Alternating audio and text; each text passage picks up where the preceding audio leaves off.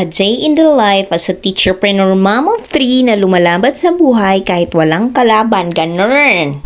Yes, for today's video guys, himuan ako si Kitty Bells og iyahang footwear for the upcoming buwan ng wika. This August 28, 2025 guys. Yes, this is also DIY with Mama Chris Chares.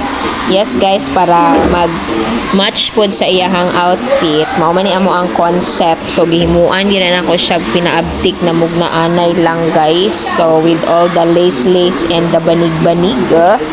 Yes guys, kay na-enjoy pod ko kay na-excite ko magtan-aw guys nga maghimo siya og magsuot siya og kanang banig guys. So this is the final look of our output. Yes, so pretty, so cute, so beautiful. Charis. Bye-bye guys.